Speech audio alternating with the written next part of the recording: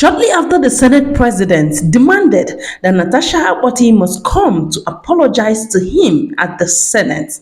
Natasha Akpoti said, no, I'm not going to do that. From her actions, Natasha has officially reported Senate President Godswill Akpabio to the United Nations in New York. This is coming following her unjust suspension from the Senate and her withdrawal of all the benefits accrued to her as a senator.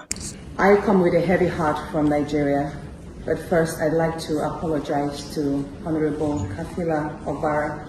I am not here to bring shame to our country. I'm here to seek help for the women of Nigeria. Again, my name is Senator Natasha Akpoti. 5 days ago, on the 6th of March 2025, I was suspended.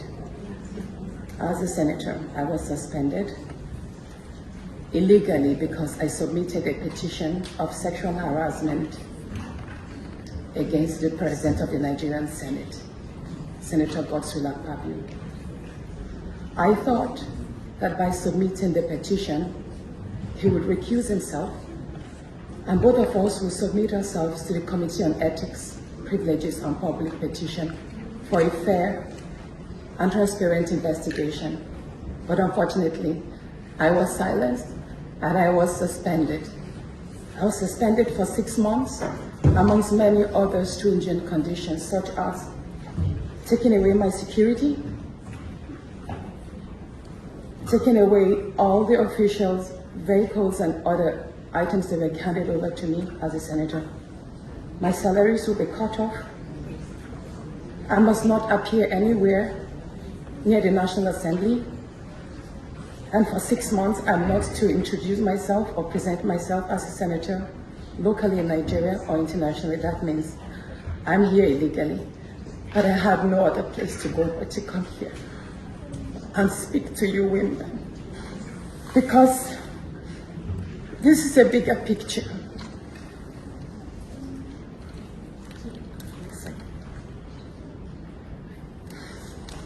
This is a bigger picture. It depicts the crisis of women political representation. My suspension is not just about me.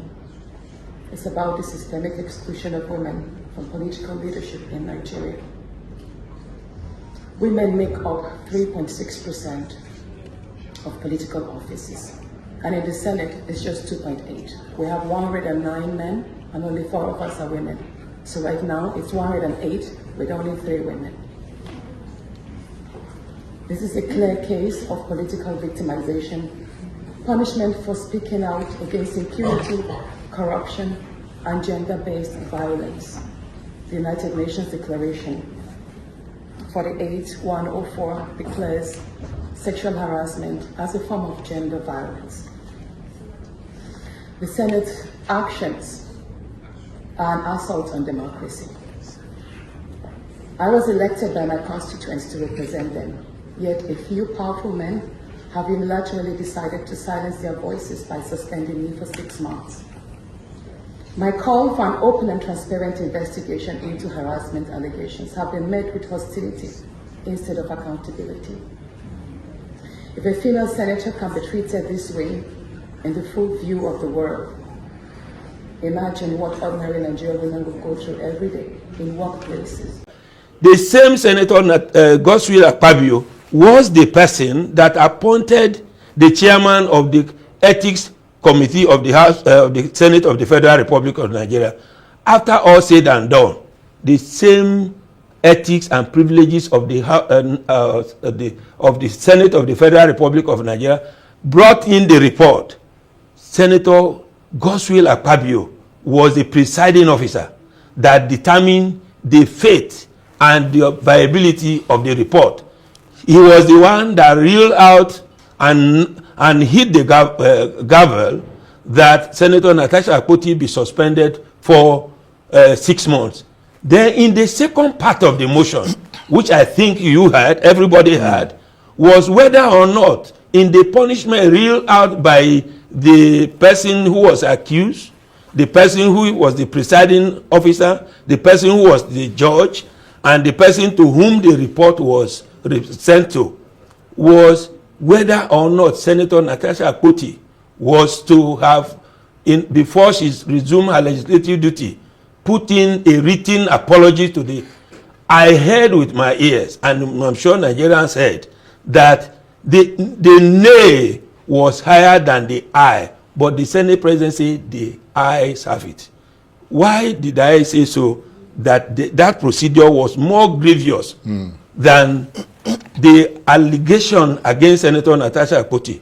Section 36, subsection 1 of the 1999 Constitution, which is the ground norm of Nigeria, says that in the determination of one's civil rights and obligation, the person shall be entitled to fair hearing within a reasonable time by a court or tribunal constituted in such a manner so as to ensure its impartiality.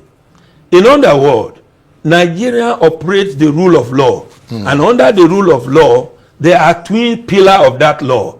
The principles of nemo jude in casu sua. You can't be a judge in your own cause. The principle that you cannot condemn a person on hard holding utterance party. There is also a principle of law which was propounded by my Lord late Justice Philip Nnemeka Agu, that when in the governor in the governor of Lagos State by Chief Emeka Odumegwu, that where parties have turned over their dispute to a court, none of the parties should do anything to undermine the authority of the court. I am aware that in the procedure leading to the sending Senator Natasha Akpoti to the Ethics Committee and in the procedure of the House, that National Assembly took judicial notice of the point that Senator Natasha Akpoti had filed a litigation in court. Right. The same National Assembly or the Senate of the Federal Republic of Nigeria refused to acknowledge the order of the Federal High Court stopping the Ethics and Privileges Committee from proceeding with the matter. In other words, for you to see how the institution that's supposed to be the institution that makes law for us desecrated the Nigerian Constitution on primordial partisan interest, they ignore the court order. And the principles of law of considerable antiquity that I know is that no person, however highly placed, including the President of the Federal Republic of Nigeria, can sit under the comfort of his office and say that an order of court duly issued by a court is without jurisdiction. You can't say so. Right. Well, if you decide to say so, right, then it's an invitation to chaos and anarchy. Let me ask you for clarification on that point, because you are a senior advocate of Nigeria and you speak from an informed position.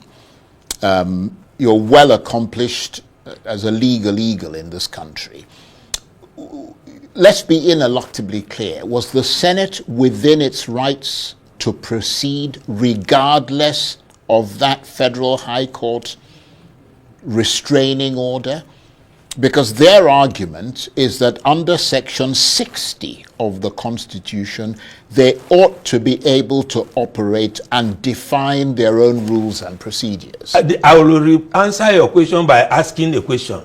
If they had respect for pendency of a case at one breath, what suddenly changed when it came to punishing Senator Natasha Akpoti that they have no respect for pending matter? The rules of the Senate that I know is that once there is a pending matter in court, they should not deliberate on the matter. The question you should ask yourself, and they should answer, is that was there a court order? Were they served? They acknowledge that they were served. So that's the opinion of a senior advocate of Nigeria, Barrister Jibrin Okutepa, who of course has analyzed the injustice that was meted on Natasha Akpoti Uduaghan. And honestly, I feel like reporting Akpabio to the United Nations was a great move, because even in Nigeria, it's sad that the judiciary may not be able to help her, because they are the ones that are also there. Yes, they own the judiciary, they control the judiciary in Nigeria. So how is she even expected to get justice in Nigeria? Guys, if you've watched this extended then let me know your own opinion in the comment below. Don't forget you're watching Quick View Sport, where we'll bring you all the trending stories and celebrity stories. So make sure you like, subscribe, and turn on your bell notification to stay updated with all the latest news. Thank you for watching. Please have a nice day. Bye.